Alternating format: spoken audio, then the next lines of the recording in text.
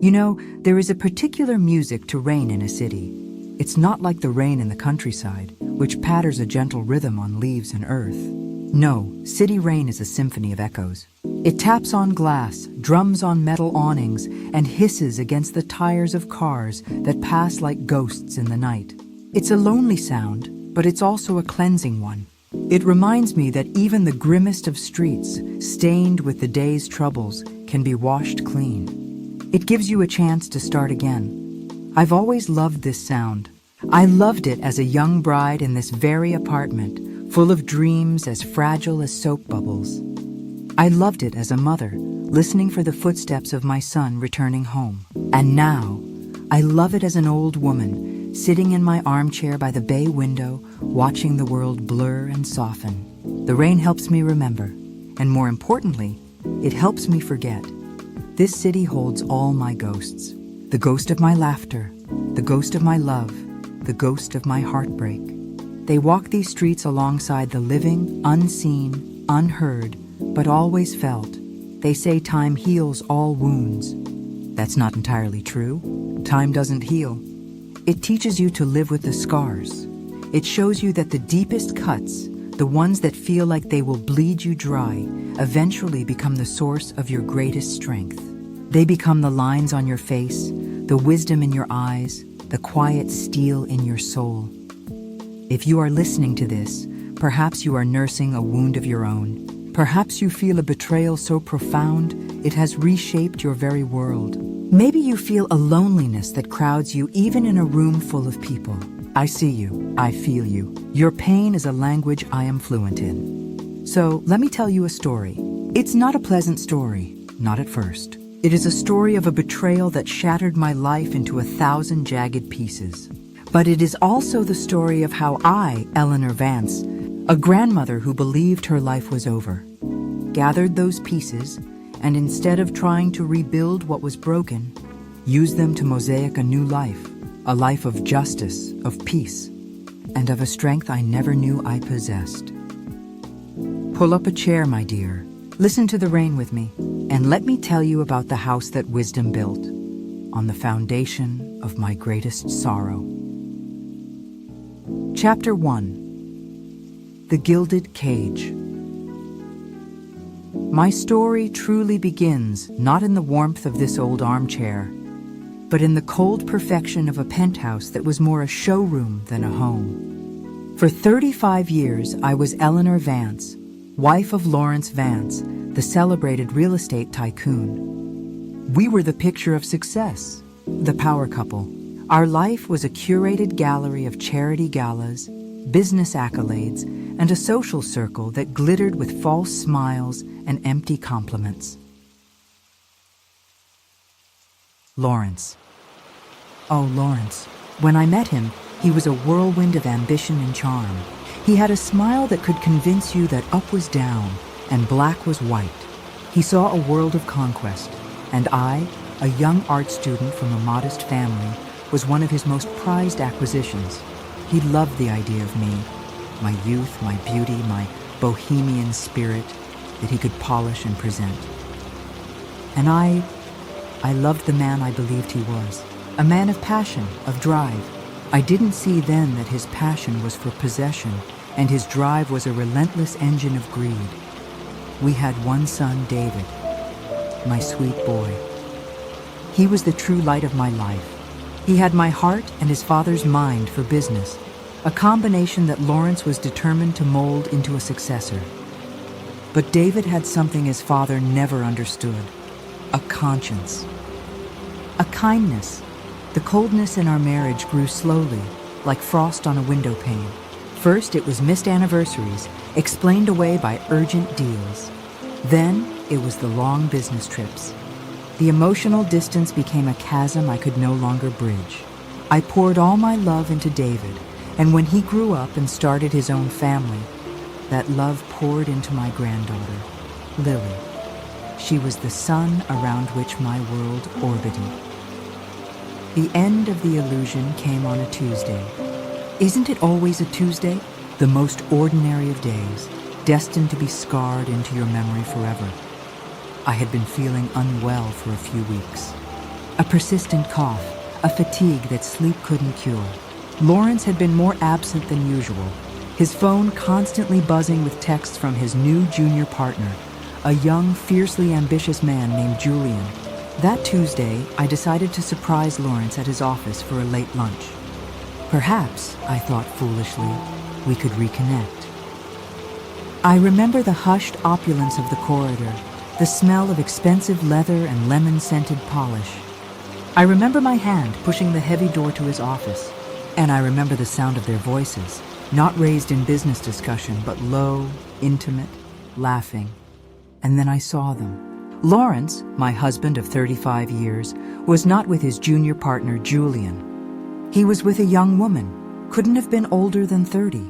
She was perched on the edge of his desk, her long manicured fingers resting on his arm. She was beautiful in a sharp, calculated way. And the look on Lawrence's face, it wasn't the tired, indifferent mask he wore for me. It was one of adoration, of vitality. He was looking at her the way he used to look at me, a lifetime ago. The world didn't slow down. It shattered. It exploded into a million silent, sharp fragments. I didn't make a sound. I simply stepped back, letting the door swing shut, and walked away. The click of my heels on the marble was the sound of my heart breaking, step by step by step. When you are betrayed by the person you built your life with, the first casualty is not your heart, but your reality. The past becomes a lie. Every memory is tainted. Was he thinking of her on our last anniversary? Was he comparing me to her when I was sick? The questions are a swarm of locusts, devouring every peaceful thought you ever had. He came home that night, acting as if nothing had happened. I sat in the living room in the dark, watching the city lights. "We need to talk, Lawrence," I said, my voice strangely calm. He sighed, the long-suffering sigh I knew so well. "Eleanor, if this is about me working late again." "It's about the woman in your office," I said. "The one you look at as if she holds the sun in her hands." The silence that followed was heavier than any shout. He didn't deny it. He didn't apologize. He simply shifted. The charming mask fell away, and the real Lawrence, the one I had been married to for decades, finally stood before me. "Her name is Isabella," he said, his voice cold and matter-of-fact. "And she makes me feel alive, Eleanor. Something you haven't done for 20 years. Each word was a nail in the coffin of our marriage. He spoke of my declining health, my lack of interest in his world, my simple, domestic life. He made his infidelity sound like a logical, inevitable conclusion to a problem I had created, and then he delivered the final blow.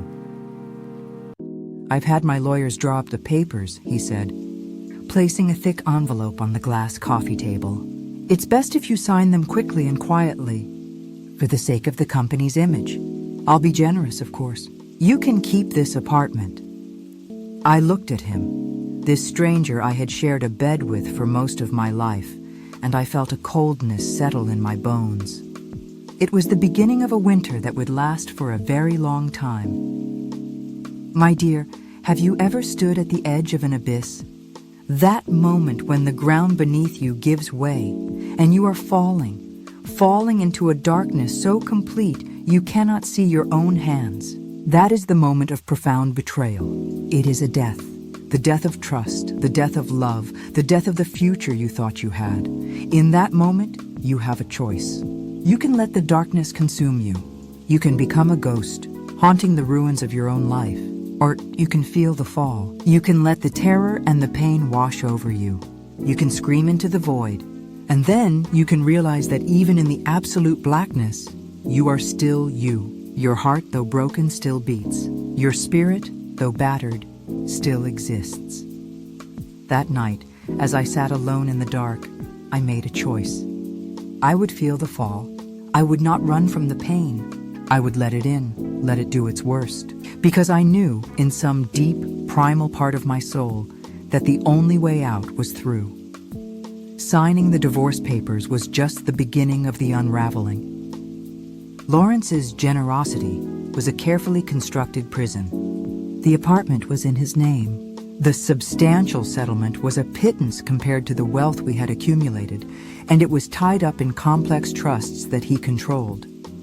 He had spent decades ensuring that every asset, every share, every property was locked away in a labyrinth of holding companies and partnerships where I had no legal standing. His lawyer, a man with the empathy of a stone, laid it out for me.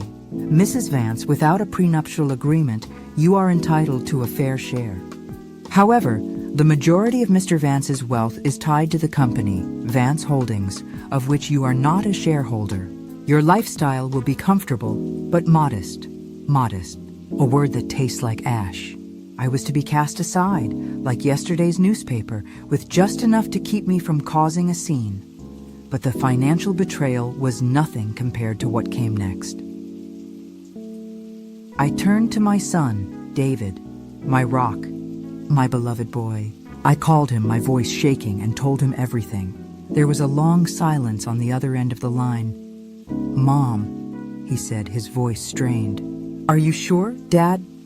He said, "You've been confused lately, that the stress in your health." My blood ran cold. Lawrence had gotten to him first. He had painted a picture of me as a frail, unstable woman, prone to fantasies. "David, I saw them with my own eyes," I pleaded. "Mom, Isabella is his business protégé. They work very closely. Maybe you misinterpreted?" That was the second shattering, the betrayal of my own child. Not out of malice, I would later understand, but out of a lifetime of being manipulated by a master. Lawrence was David's hero, the titan of industry he had spent his life trying to impress. The idea that his father was the adulterous liar was too world-shattering for him to accept.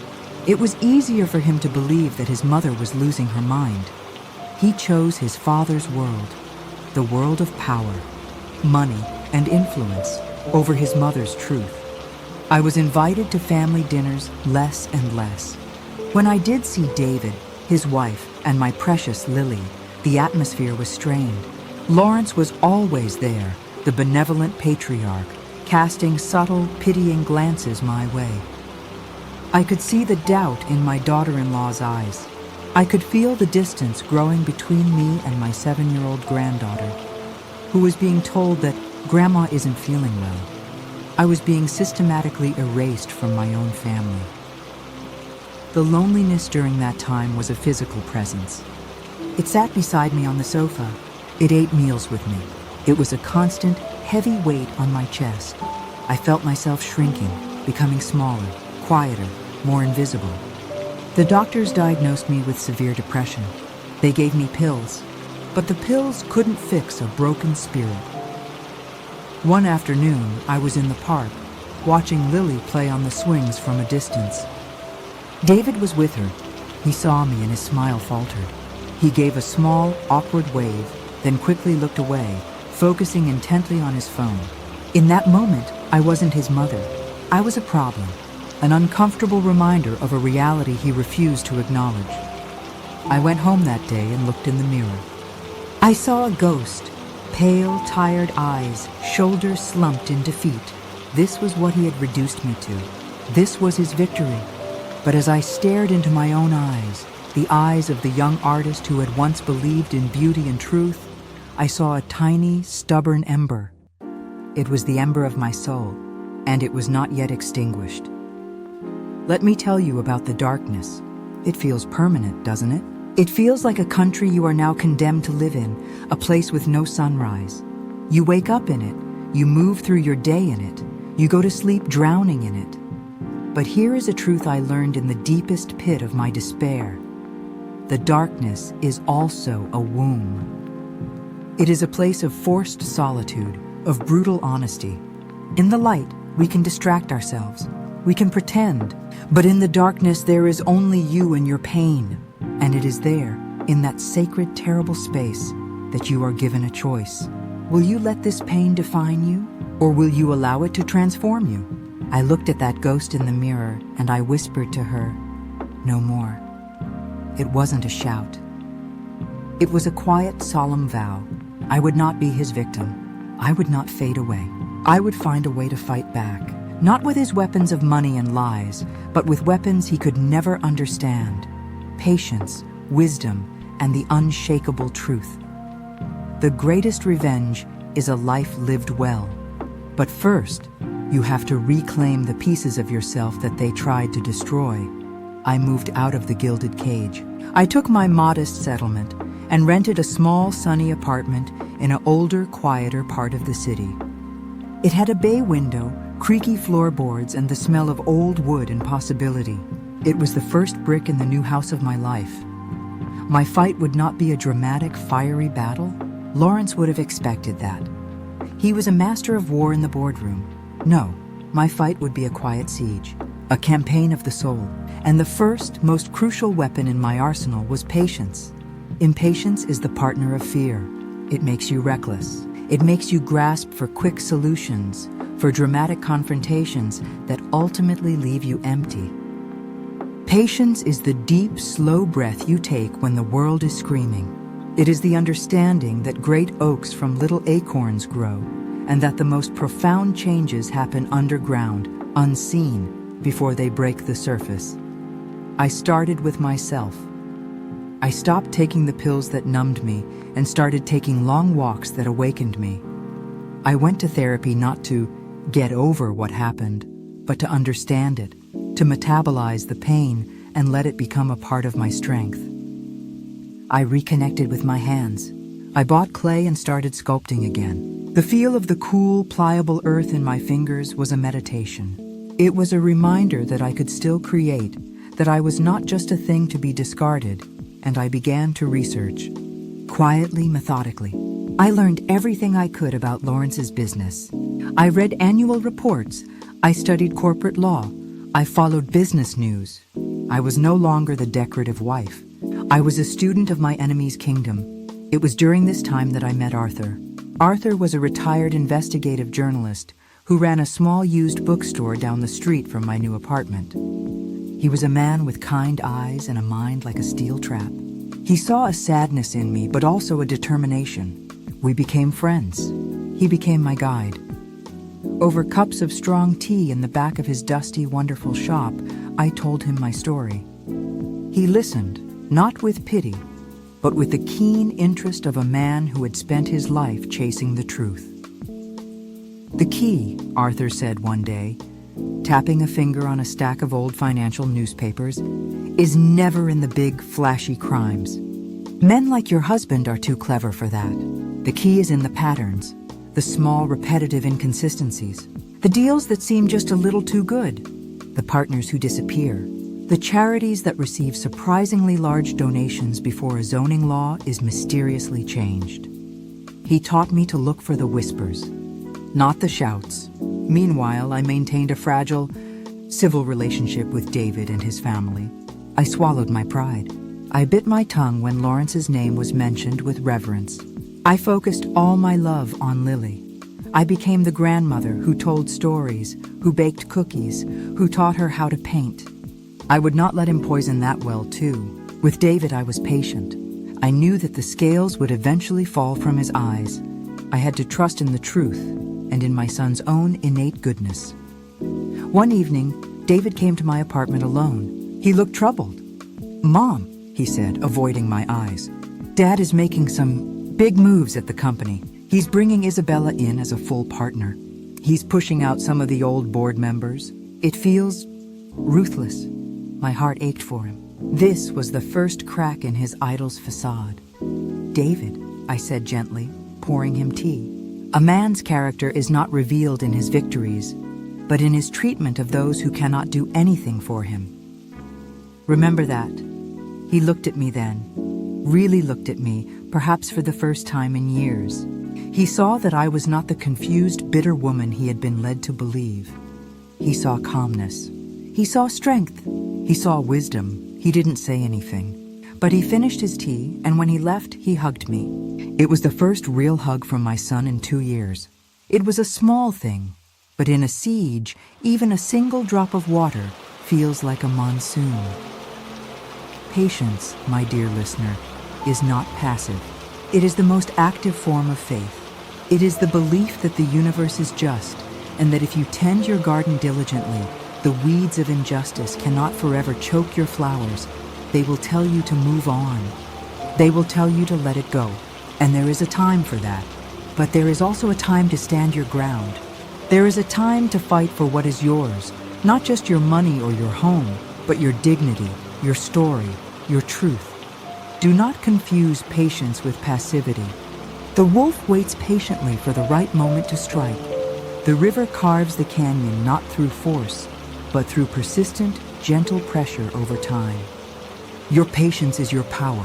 Use it to gather your strength. Use it to learn your enemy's weaknesses. Use it to become so rooted in your own truth that no storm can knock you down. While they are rushing, making noise, creating dramas, you are becoming strong. You are becoming wise. You are becoming whole. And that, my dear, is a victory they can never take from you. The crack David had mentioned was the chink in Lawrence's armor I needed. With Arthur's guidance, I began to focus my research on Isabella's rapid ascent and the ruthless restructuring. Arthur, using his old contacts, managed to get his hands on the corporate registry for a shell company we had noticed in several of Lawrence's peripheral deals. It was called Ethelred Holdings, a name that meant nothing, a ghost in the machine. Shell companies are like Russian nesting dolls, Arthur explained, his glasses perched on the end of his nose. You open one and you find another inside. But sometimes, if you're very lucky, you find a fingerprint. We spent weeks tracing Ethelred. It was tedious, mind-numbing work. It involved cross-referencing public contracts, property deeds, and charity donation lists. And then, one rainy night, I found it. It was a donation list from the Vance Foundation, Lawrence's philanthropic arm. A sizable donation had been made to the City Youth Arts Initiative, a noble cause. But the date of the donation was 2 weeks before the City Council, in a highly controversial decision, rezoned a large tract of industrial land for luxury high-rise development, a tract of land that Vance Holdings had quietly acquired through Ethelred Holdings 6 months prior. It was a coincidence. A possible one, but then I remembered something. Years ago, when David was a teenager, he had a friend named Michael Ethelred. He was a shy boy who came over often. Lawrence had always found his name amusing, calling it ridiculously pompous. Ethelred. My heart began to pound. This was no coincidence. This was a joke. Lawrence's arrogant private joke. He had named his secret shell company after his son's childhood friend. He thought he was so clever, so above it all, that he could hide his secrets in plain sight. This was the fingerprint. I dug deeper. I pulled out old photo albums, found a picture of David and Michael. I showed it to Arthur. The boy's father, Arthur said, his eyes gleaming. What was his name? Robert, I whispered, the memory flooding back. Robert Ethelred. He was an accountant. Arthur was on the phone within minutes to an old colleague. The pieces began to snap into place. Robert Ethelred was a minor city official in the planning department before he retired. He had overseen the very zoning committee that had approved Lawrence's project, the donation to the Arts Initiative. It was a bribe, a beautifully laundered, perfectly legal-looking bribe, but it was a bribe nonetheless. And Robert Ethelred, the father of his son's friend, was the one who had facilitated it. Lawrence hadn't just betrayed me. He was corrupt to his core. He was playing a dangerous, fraudulent game, and he was using the legacy we had built together to do it. I felt a surge of pure, cold fury. This was no longer just about my broken heart. This was about his soul, and the poisonous shadow he was casting over everything he touched, including my son and granddaughter. I called David. I asked him to meet me, alone, at my apartment. I told him it was urgent. When he arrived, he was tense, expecting more emotional drama. I didn't give it to him. I was calm. I was a historian presenting facts. I laid out the printouts on my coffee table. The donation record, the property acquisition documents for Ethelred Holdings, the photo of him and Michael. I connected the dots, slowly, methodically, just as Arthur had taught me. I showed him how his father had used the name of his childhood friend as a shield for corruption. I showed him how the charitable donation was a key that unlocked millions in profit. David's face went through a journey, skepticism, confusion, dawning horror, and finally, a gut-wrenching, profound shame. He used Michael's name? David whispered, his voice cracking. He bribed his father? All those times he told me about integrity in business, about building a legacy. He looked at me, and for the first time, I saw my son, truly my son, looking back at me. The scales had finally fallen. The idol lay shattered at his feet. "Oh, Mom," he choked out, tears streaming down his face. "I am so sorry. I am so sorry. I didn't believe you. I chose him over you." I went to him and held him as he sobbed. I didn't say, "I told you so." There was no victory in this moment. Only the painful, necessary birth of truth. "The truth has a way of revealing itself, David," I said softly, stroking his hair. "It doesn't need us to defend it. It only needs us to have the courage to see it." In that moment, I reclaimed my son, not through manipulation or force, but through the undeniable power of truth. Truth is the most patient hunter in the forest. Lies are loud, frantic things. They run, they shout, they build elaborate fortresses. But truth simply waits. It is a seed buried deep in the earth. It does not care about the storms that rage above. It gathers its strength in the silence, in the dark. And when the time is right, it pushes its way toward the light, and with the gentlest of pressures, it can crack concrete. Never be afraid of the truth, no matter how ugly it is. Embrace it, because the truth is not your enemy. It is your greatest ally. It is the sword that cannot be broken, and the shield that cannot be pierced. When you stand on the side of truth, you are standing on the side of the universe itself. The final act was not mine to perform alone. With David on my side, we had access to information I could never have gotten by myself. We discovered more shell companies, more charitable donations that preceded favorable government decisions, a pattern of fraud, bribery, and tax evasion that was breathtaking in its scale and arrogance. David, armed with the evidence we had compiled, went to the board. The old guard, the men Lawrence had been pushing out, were horrified. They had built the company with him, and they had no stomach for this kind of risk. An emergency board meeting was called. Lawrence entered the room that day, expecting a coronation, a final vote to cement his and Isabella's control. He did not expect to see me there, sitting calmly beside our son. His smile vanished. "Eleanor, what is the meaning of this?" "This is a board meeting. You have no place here." "She's here at my invitation," David said, his voice strong and clear. "She's here to bear witness." What followed was a masterclass in poetic justice. David, my sweet boy, stood and presented the evidence. He was calm, precise, and devastating. He showed them Ethelred holdings. He showed them the donations. He connected the dots, revealing the rotten core of Lawrence's empire. Lawrence spluttered, denied, threatened.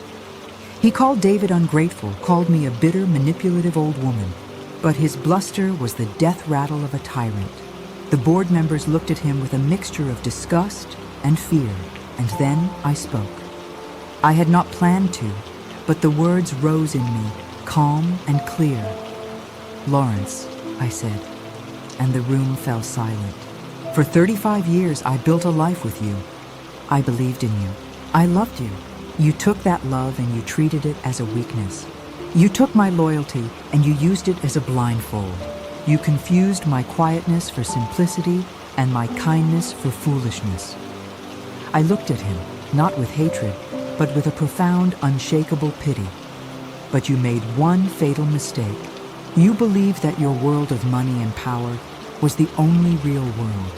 You forgot that there is another currency, the currency of truth, of integrity, of love.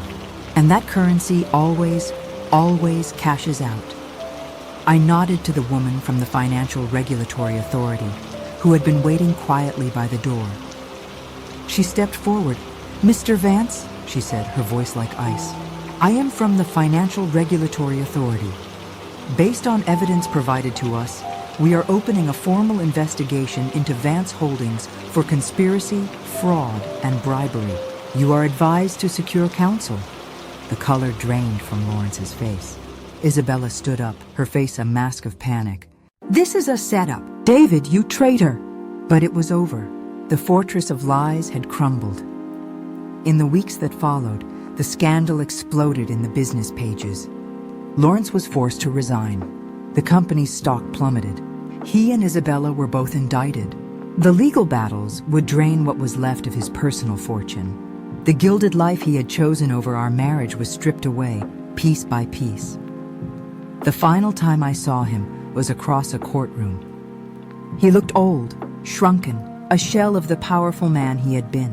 Our eyes met for a brief moment. In his, I saw only emptiness and defeat. In mine, he saw nothing. No hatred, no gloating, no love.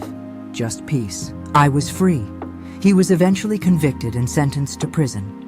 The poetic justice was complete. The man who lived for control lost everything.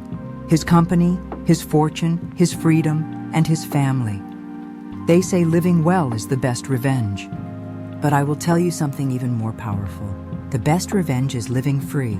Free from their shadow, free from the pain they inflicted, free from the person they tried to make you become.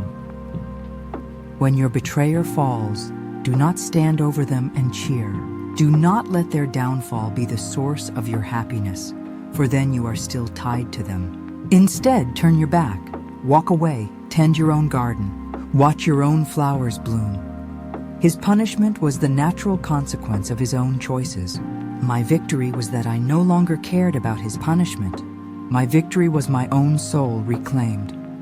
And so, my dear listener, we come to the end of my story and the beginning of yours. Look at me now. I am sitting in my armchair in the house that wisdom built. It is not a palace of stone and steel. It is a home, warm with laughter and filled with love. David and his family are here almost every Sunday. The distance is gone, replaced by a deeper, more honest bond. He runs the company now with the integrity his father never had. He is rebuilding the Vance name into something that stands for honor, not just profit. And Lily, my beautiful Lily, she is a young woman now, fierce and creative and kind. She sits with me by this window, and we talk about life, about art, about heartbreak. I tell her my stories not to burden her but to arm her. I tell her that her heart is a precious thing, but it is also resilient. I tell her that her kindness is a strength, not a weakness. I tell her to be patient with herself and to always, always trust the truth. The rain has stopped outside. The city is washed clean, gleaming in the setting sun. The sound of my family's laughter is the only music I need. The pain did not last forever. The betrayal did not define me. It refined me. It taught me that the strongest steel is forged in the hottest fire. It taught me that my worth was never tied to his opinion of me. It taught me that the greatest love of all is not the love you receive, but the love you have for yourself. The fierce, protective, nurturing love that says, I will survive. I will thrive. I will become more than this. Karma never forgets an address. But you must not wait for karma. You must become your own karma. You must become the living embodiment of justice, not through vengeance, but through your own radiant, unshakable peace. If you are in the darkness now, I cannot give you a map, but I can give you a light. The light is your own spirit. It may feel like a tiny, flickering ember, but I promise you, it is enough. Tend to it. Shield it from the winds of bitterness. Feed it with truth, with patience, with small acts of self-love. One day, you will look up and realize the storm has passed.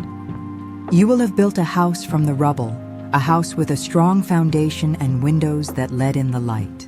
And you will sit in that house, as I do now, and you will feel a peace so profound, so earned, that it will be the greatest victory of all.